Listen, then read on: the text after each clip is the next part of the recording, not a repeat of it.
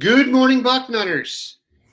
I'm back. It's Tuesday, March 14th, 2023, I'm pretty sure. Dave Biddle sunning himself in some foreign locale, so I'm carrying the weight along with my friend Steve Helwagen. Steve, as my kids, my eldest son's himself on the questionable shores of Panama City, I look outside and it is friggin' snowing again. Lucky him. We are not going to do a tribute to Dwayne and start with the snow today, but we are going to get rolling here.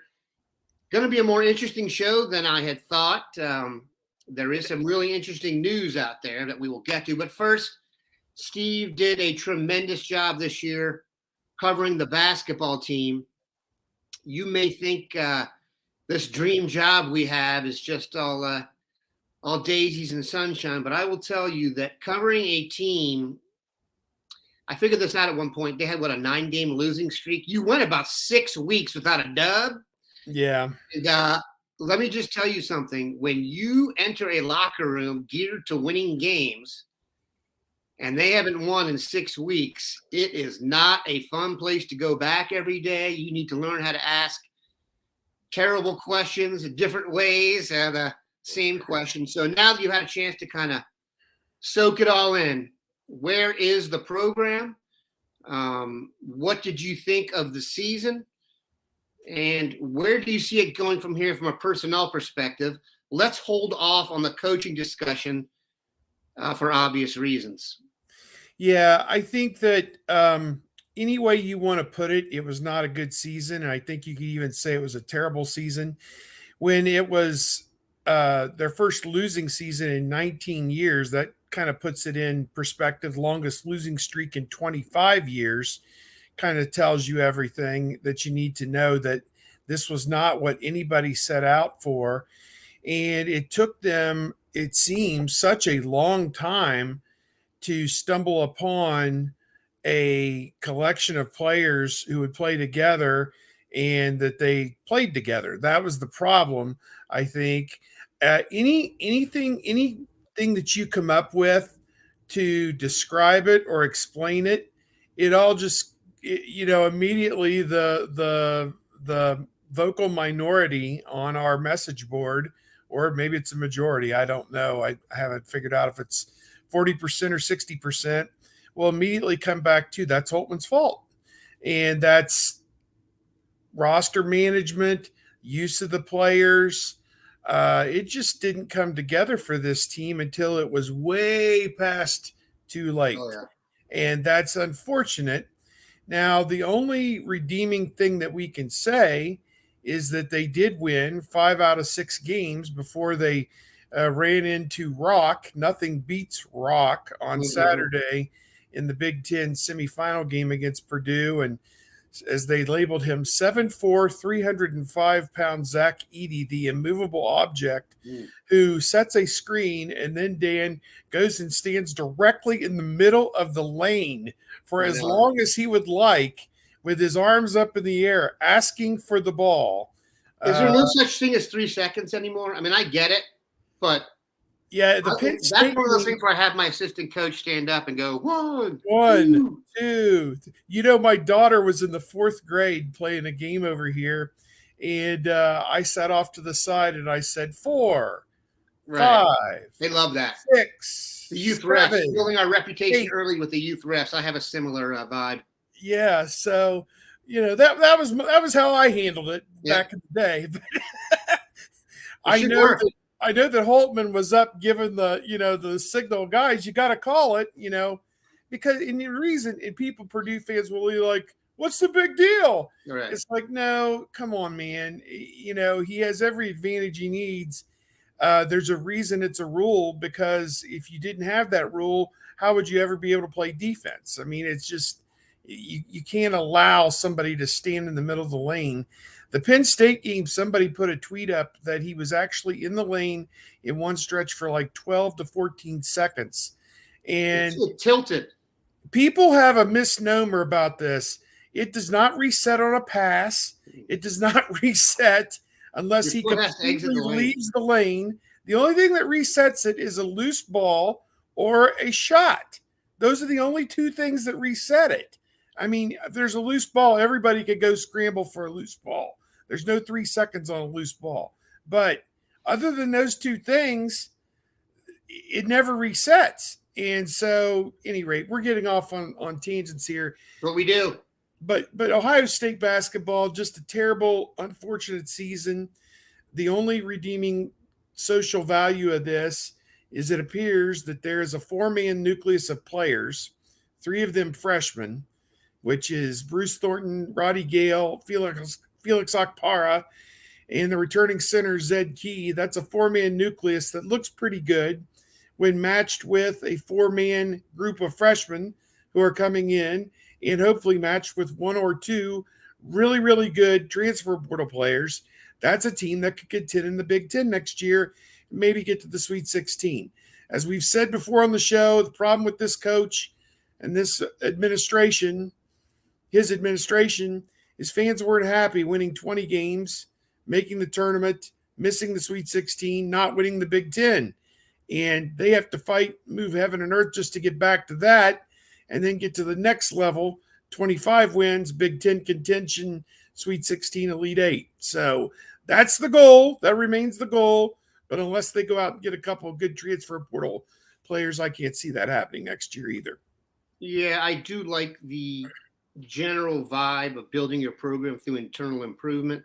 It's not the easiest thing to do these days, obviously. And I've said this on several shows. It's like we love Bruce Thornton because he's really good and we don't think he's going to the NBA.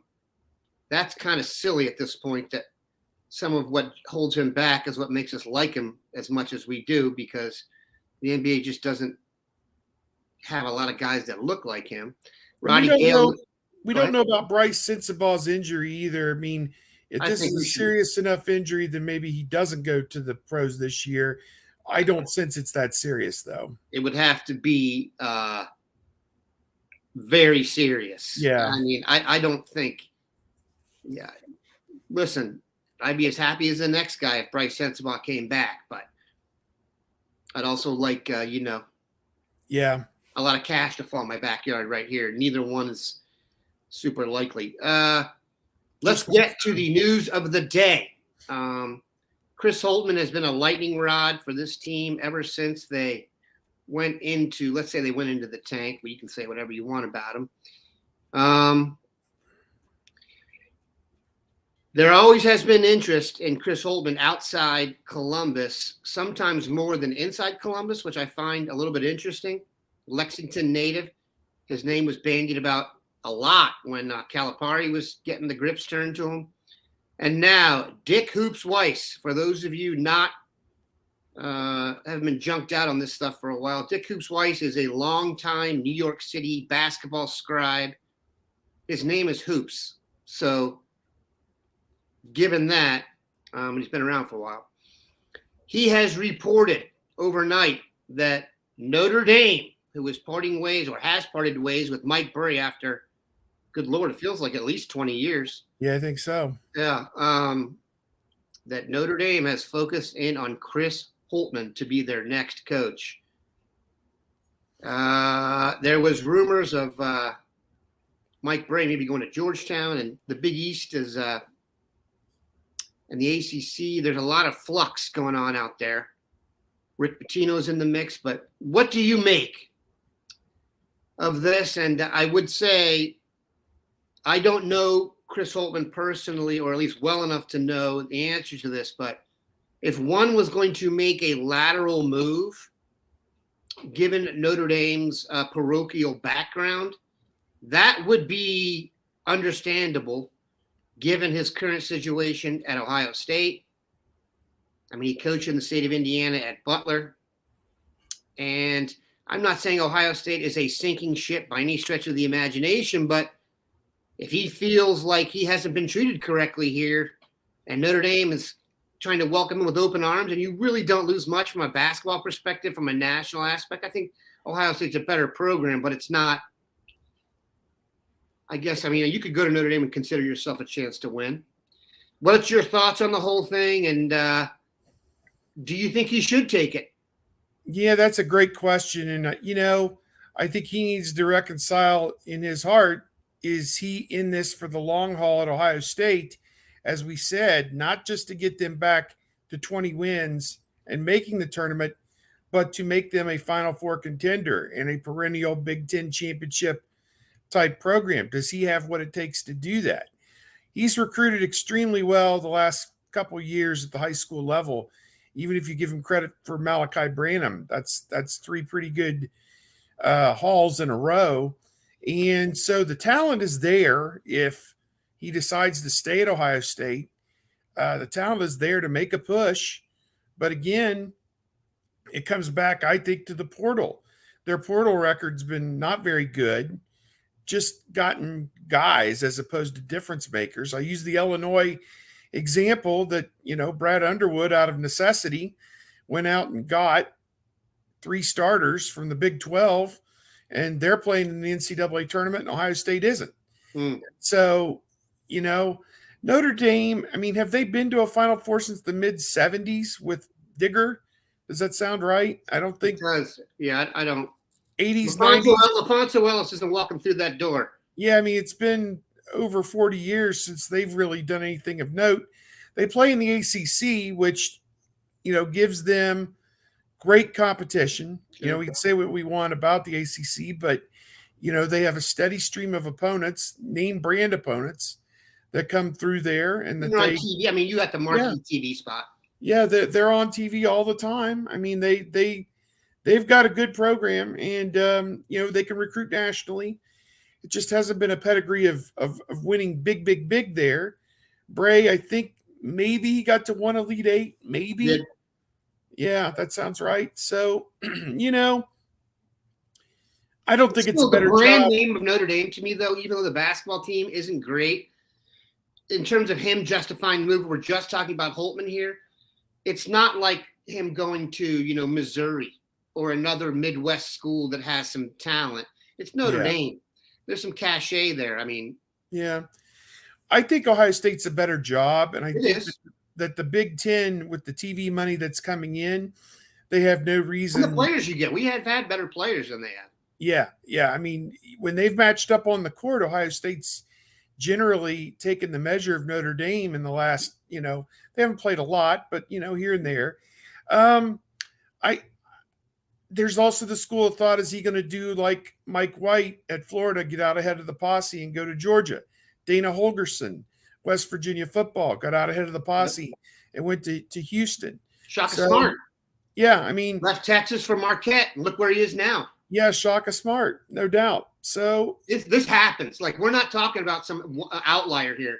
This is a common occurrence in college basketball every year. Guys who are good coaches, who take that lateral move, like you said, stay ahead Pittsburgh to TCU. Who does that? I don't know. I'm going to dig in today and see what I can find out about it. But shake some trees and see what's out there. But is there fire to this? Hoops Weiss is not a fly-by-night guy now. Yeah, he's connected to Jay Wright. This is not Sir Yacht. Okay, no offense. He's connected to Jay Wright with Philadelphia Hoops, and he's also not the kind to get on the Twitter unless he's heard it. This is not rumor. Someone has told Hoops Weiss this who matters. That's not to say it's definitely going to happen. But like I said, this is not the kind of guy you're going to go find out he has 14 Twitter followers. You know what I mean? He's a student at, Wright State. That's not – Hoops Weiss is legit despite one of the worst hair pieces of all time. But I didn't say that on the air. Let's take a quick break. And like we said, Steve will be all over this. One thing I will say, I don't feel like this is the kind of thing that's going to go on for too long. There's too many openings right now, and this is kind of a feeding frenzy. So I would imagine this is something that's going to come to a head relatively soon. All right, let's take a quick break here, come back, and answer some of these football questions. All right. Okay. First question. We're already starting to get the Holtman questions if he leaves. Give us a chance on that one. We're going to talk a little recruiting here. Actually, you know what? Let's do this one. Tony Davis, do you think that paying 17, 18, 19-year-old kids millions of dollars to play college athletics gets in their way to play to the best of their ability consistently. Basically, NIL, go. Well, yeah, I mean, I think anytime you inject money into a situation, there are some unforeseen consequences, including, people sitting in a locker room looking across the way and saying, I'm getting paid, $100,000 to be here. I should have X number of shots. These guys, aren't as good as I am, and there'll be some innate jealousy and these type of things in a small group when everybody knows everybody's business and it's publicized, who's hawking what for who or who's doing what. There can be some resentment. And as a coach, you have to work around that, work through that, and make sure that that doesn't deter from the overall goal, which is winning and getting to the national championship and these type of things. So, yeah, I do believe that there is a problem with it. I think that that this rests solely at the feet of the college administrators who never came to grips with it. And, they've opened up a can of worms here that, the toothpaste, they can't put it back in the tube. I mean, it is, it's here to stay. So they've got to come up with some meaningful legislation that kind of governs this in some regard while still allowing an open and free flow of, money and opportunity for the players. So, yeah, it's a mess. It's definitely a mess. And I think some of what we've seen has been rooted in some of that. But, I think Ohio State football is a good example of keeping it in the proper perspective. And it hasn't, to my knowledge, infected that environment just yet. I don't know if it was the main cause to blame for why Ohio State wasn't any good this year in basketball, but it certainly didn't help matters, I don't think. You mentioned what it'd be like if the guy gets more shots. Wait till you score 18 points 3 games in a row, and the guy getting paid more than you scores 4 points 3 games in a row. And you go into the coach's office and they're like, that's rough. Football's a little bit different, I would agree. And Ohio State's philosophy, though many people have been against it, not overpaying guys on the way in is going to end up saving them from a lot of this crap. Because it's much easier to pay for someone who's done something. All right. I am very high on our additions in the secondary via the transfer portal. Davison, Igbinosun, and Jihad Carter, to me, were ideal pickups on a lot of levels. Matthew Miller tends to agree. Let's get Steve's opinion. I think our D will be better, Matthew Miller states. It's too much talent not to be. Styles, Stokes, Ransom at safety, Igbinosun, Burke at corner, Tommy and Steele rotate. Hicks, just start Hicks over Steele. D-line will be elite. How do you feel about the way they've patched together the defense? It does seem to be a group with more answers at this point than last year. I agree. I think that last year was very good, that a lot of people who were kind of thrust in there the year before were now a year older, wiser, bigger, stronger. And now a lot of those people are coming back. And so this will be their 3rd year as starters for a lot of them, and 2nd year in this system. And I think that can only bode well for the bottom line. I think that, I'm not going to fall for the banana in the tailpipe, which is you shut down Rutgers, Indiana, Northwestern, Notre Dame, Iowa, 5 of the worst offenses you've ever seen, and you suddenly declare, we're back. I'm back in business on Blue Star or whatever. It's like, no, we are not going to know that until they go to Ann Arbor Thanksgiving weekend and hold them to 20 points. That's when you're going to know that it's for real. No easy feat. Yeah, that's when you're going to know it's for real. So everything, this is like Vision Quest with Loudon Swing. Everything is pointing to that one moment at the end of the season. Everything else, you got to beat the stick. Yeah, everything else doesn't matter. Well, what did he carry on his back? The stick or the chute? They called it something. Yes. Oh my God. Yeah, you put that song on. You put Red Rider on before a football game. Lunatic Fringe. Yes. You bust out your pads. That's a great movie, by the way. You want old guys sitting around talking about a good movie. You're gonna get some live Madonna. Oh, That is a great movie. I'm sorry, I digress, but I will always digress for Vision crazy Quest. for you, yes. 10-1 or 11-0 just seems by osmosis with this Yeah. team. It's going to happen. So even at 10-1, you go in there and you win that game. You're now number 2 or number 3.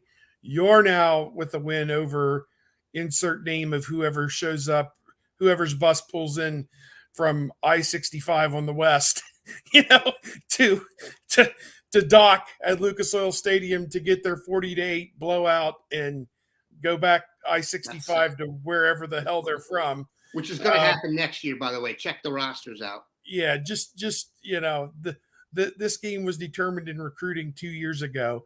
So you're in the playoff. You win that game, you're in the playoff. Yep. Period, over and out. So to me, that's when we'll know. And you can keep asking, is it better? Is it better? I don't know.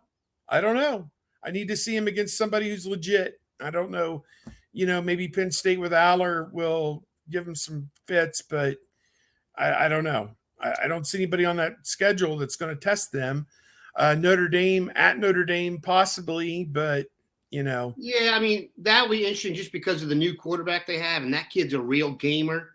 Yeah. Veteran. You're not going to be like, you remember last year, Tyler Buckner looked like he just stepped off the field at La Jolla Country Day and was, he's running it more than passing it. It's a little rough.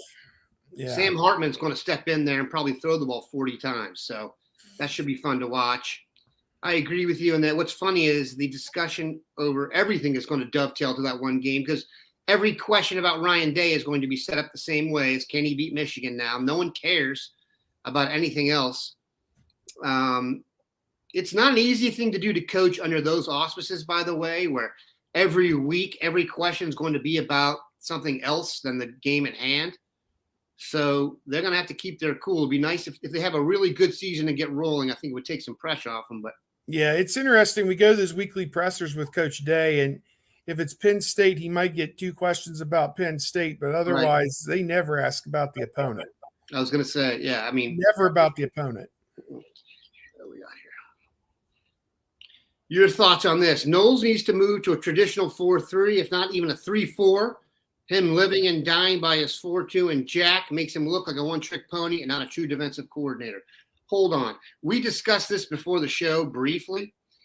I think people are making a little bit too big of a deal out of the Jack position. I gave my theory is that everyone thought it was going to be the answer for Jack Sawyer last year, and when it didn't materialize, we didn't see it as much. I'm not sure that it's and even when you hear Knowles interviewed now, it doesn't seem like he thinks it's an every down position anyway. I know it's now become popular because people are trying to find a way to get CJ Hicks on the field. What's your vibe? Yeah, it never translated to production. They tried to play Jack Sawyer there, and whether he was getting swallowed up by blocks or didn't have the instincts to follow the football or whatever it was, and I don't think it was really either of those things. It just the way it kind of rolled, it never materialized into production. So it was kind of a position where he could freelance and go, and they would program him obviously and say, if you see this is their tendency, go make this play. It was kind of like he was supposed to be the tendency breaker. And for whatever reason, it never materialized into production. So with tackles for loss or sacks or, stop third down stops or whatever it was supposed to do, it never materialized. So they're going to play it straight, which in their mind is the 4-2-5. The Jack was never 4-2 and a Jack. It was 3 Jack and 2 is what it was. I mean, he was always the fourth defensive lineman. So 4-2-5 is their mainstay. They played like 4-3, maybe 5 plays a game, and maybe those were in straight, short yardage run situations where you want the extra thumper in there at the line of scrimmage. But to me, I didn't have a real problem with the 4-2-5. I think the problem with the 4-2-5 was too often they were putting 1 or 2 of those guys in the 5 in positions that they couldn't defend. and then there was nobody else in the 5 there to save. Well, especially when the second having the 5 guys on the field in the defensive second, yeah, but having 5 guys in the field in the secondary, you're supposed to eliminate gaps. That's the whole point. Yes. Yeah, Didn't happen. didn't.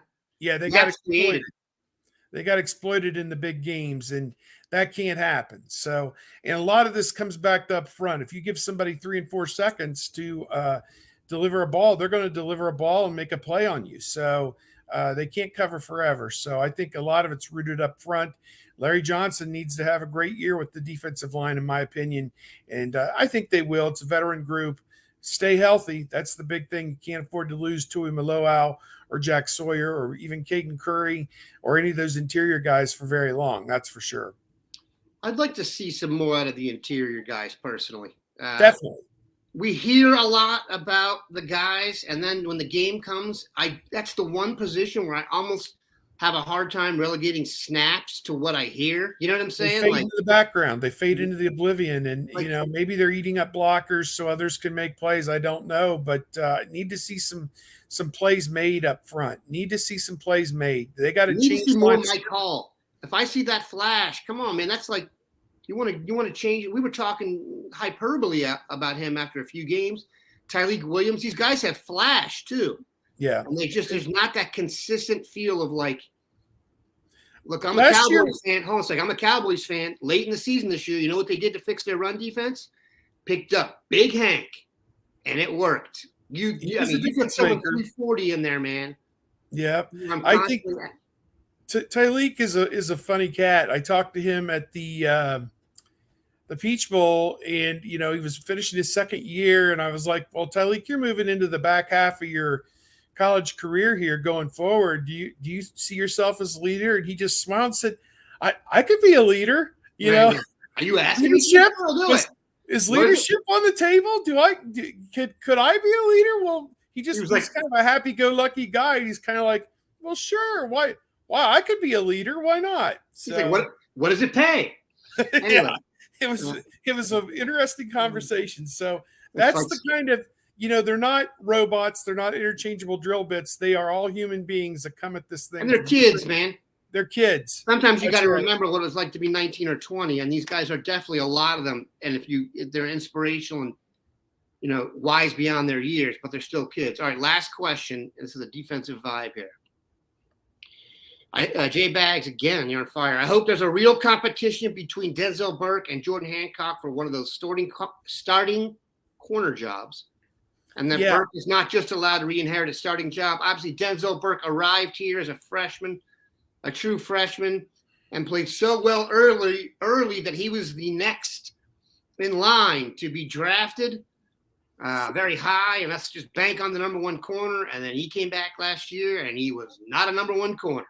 Yeah, this was funny. Patrick and I were in Chicago, and Pat's reading me some tweets from different people, and he and I weren't there Thursday, but somebody who was at practice on Thursday tweeted out, Denzel Burke's got the look. He looks like he's ready to be a star again this year, and they tweeted it out.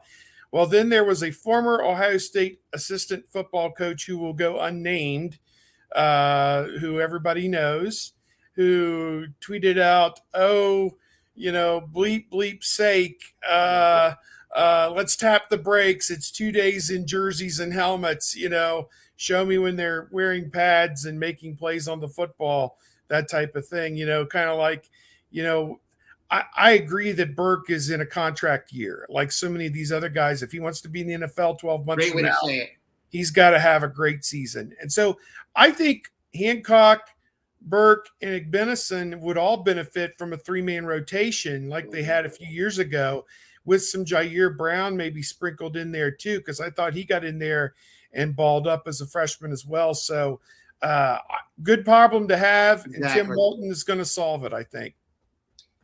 The more the better, man. I mean, we need the more the better. The idea that there's guys sitting who could be playing in the defense. 14-game season, guys get hurt too. So listen, I've often said this. This is a war of attrition. If someone would have told you what the skill setup would have been looked like in the fourth quarter of the Georgia game for their skill players heading into the season, you would have been blown away.